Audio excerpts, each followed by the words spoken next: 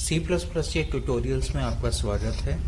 आज मैं आपसे एक बहुत ही इम्पोर्टेंट टॉपिक डिस्कस करने वाला हूं, जिसका कि पता बहुत ही कम स्टूडेंट्स को है।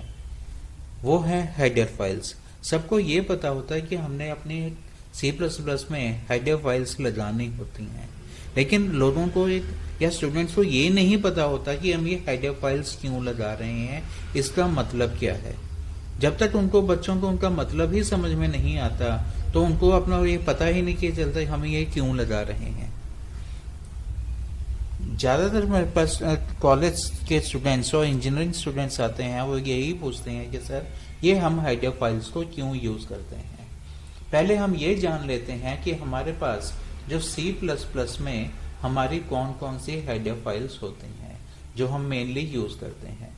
पहले जैसे मैं आपको मेन बात करता हूं, iostream.h। देखो पहले तो इसकी हेडर फाइल की पहचान क्या है, उसकी एक्सटेंशन h होती है। जैसे देखिए, अब ये अगर आप जैसे वर्ड में काम करते हैं तो उसमें वर्ड की एक्सटेंशन क्या होती है, docx। अगर आप एक्सेल में काम करते हैं तो xlsx। पीपीटी बनाते हैं तो pptx। अगर आपके पास कोई पिक्चर फाइल है तो जेपीजी या बीएमपी हो सकती है या पीएनजी हो सकती है। तो मीन्स हमें इनकी एक्सटेंशन से पता चल जाता है कि ये किस नेचर की फाइल है। इसी तरीके से जो हमारी .h फाइल है, यहीं से हमें इसकी नेचर का पता चल जाता है कि ये हमारी हेडर फाइल है। ओके, तो देखिए हमारे पास कौन कौन सी हेडर फाइल्स हैं। एक तो मैंने लिख दी iostream.h, और जो हमारी दूसरी हमारी मेन यूज होती है वो होती है conio.h। आज हम इनको बहुत ही डिटेल में समझने वाले हैं कि ये हैं क्या। पहले तो ये समझते हैं कि iostream ये क्या चीज है। आई का यहाँ पे मतलब है इनपुट, और यहाँ पे ओ का क्या मतलब है, आउटपुट। और तीसरा आ गया स्ट्रीम। स्ट्रीम क्या होती है, stream means it is a pipeline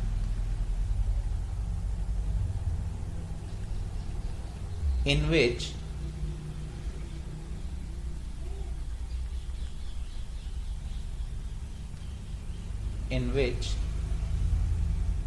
data flows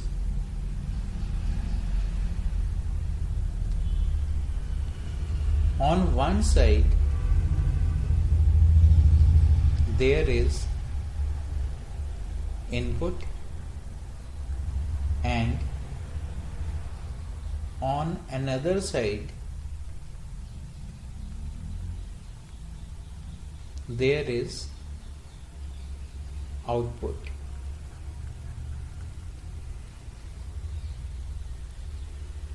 अब देखिए, सपोज ये एक पाइपलाइन है। अब यहां से हम क्या करते हैं, डेटा इनपुट, और यहां से क्या ना आएगी, आउटपुट। तो मींस ये पाइपलाइन है, तो मींस इस पाइपलाइन में क्या होगा, सारे के सारी प्रोसेसिंग हो रही है। ठीक है, तो मींस जितने हमारे इनबिल्ट फंक्शंस हैं, या हमारे मींस मेन वाले, और उसके अलावा जितने हमारे ऑपरेटर्स हैं, वो सारे के सारे इस स्ट्रीम में डिफाइंड हैं। तभी तो उनकी जो प्रोसेसिंग हो रही है वो यहाँ पे हो रही है। इस वजह से हम अपना iostream.h फाइल को हम लगाते हैं, और उसके लिए हम क्या चीज करते हैं, यहाँ पे इंक्लूड करते हैं, हैश इंक्लूड।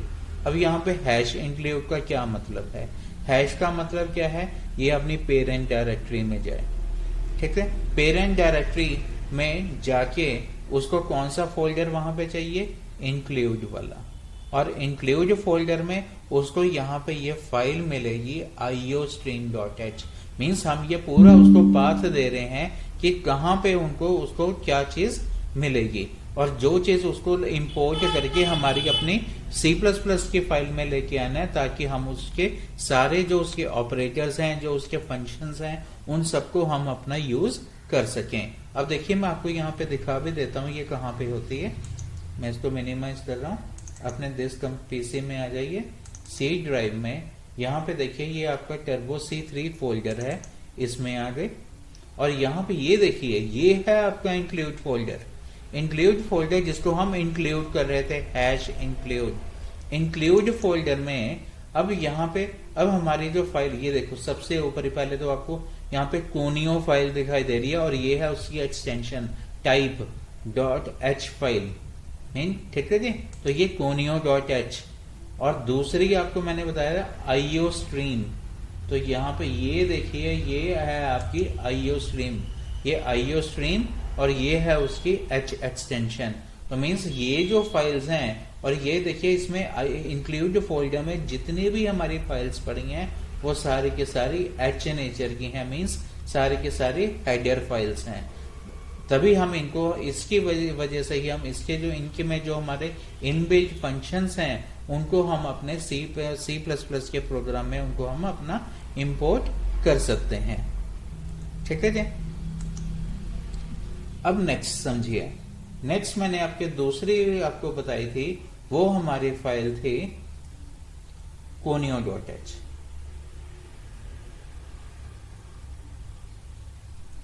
अब ये भी देखो क्या है, इसमें एक वर्ड है कॉन, और ये है आई, ये है ओ। कॉन का मतलब है कंसोल, और आई का मतलब होता है इनपुट, और ये ओ का मतलब होता है आउटपुट। अब कंसोल क्या होता है? देखो कंप्यूटर की लैंग्वेज में जो कंसोल है वो किसको बोला जाता है? This is a combination of two devices. कौन कौन से? एक है हमारा कीबोर्ड और दूसरा है monitor. Means combination of keyboard and monitor is known as console.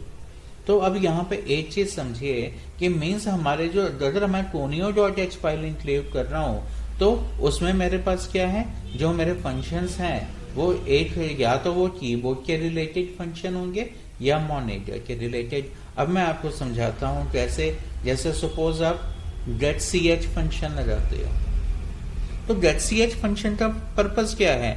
वो आपकी प्रोग्राम की एग्जीक्यूशन को बीच में हॉल्ट कर देता है। जब, और कब तक हॉल्ट करके रखते हैं? जब तक कि आप कोई भी की प्रेस नहीं कर देते। तो मीन्स आप की कहां से प्रेस कर रहे हो? कीबोर्ड से। तो इसका मतलब क्या हुआ? ये आपका कीबोर्ड का फंक्शन है getch, राइट? क्लियर हो गया? अब सेकंड देखिए मॉनिटर के रिलेटेड। अब इसमें हम कौन सा फंक्शन यूज करते हैं शुरू में? Clear screen. अब clear screen, screen means monitor, तो ये मॉनिटर के रिलेटेड फंक्शन हो गया ना। और उसको क्या करने के लिए कर रहा है? क्लियर करने के लिए कर रहा है। तो देखो ये मेरा फंक्शन किससे रिलेटेड हो गया? क्लियर स्क्रीन, मॉनिटर के। तो इसीलिए ये भी जो फंक्शन है ये किसमें है? अपना कंसोल में। ओके। और कंसोल मींस, कंसोल की शॉर्ट फॉर्म है कॉन। तो ये अपना, इसलिए जो हमारे ये जो अपना getch और जो क्लियर स्क्रीन, ये दोनों के दोनों जो फंक्शन है ये conio.h में डिफाइंड है, ठीक है। अब मुझे लगता है कि आपको ये बहुत अच्छी तरीके से ये समझ आ गए होंगे कि ये जो हमारे जो हेडर फाइल्स हैं ये हम इनको अपने उसमें क्यों इंक्लूड करते हैं और इनका क्या पर्पस है और इनका मतलब क्या है। किसी चीज को रट्टा लगाने का कोई फायदा नहीं होता जब तक कि चीज को अच्छी तरीके से समझा ना जाए। तो इसलिए मैंने आपको अपनी तरफ से पूरी अच्छी तरह से समझाने की कोशिश की है, और अगर आपको फिर भी कोई डाउट लगता है तो मुझे आप पूछ सकते हैं। Thank you for watching my video.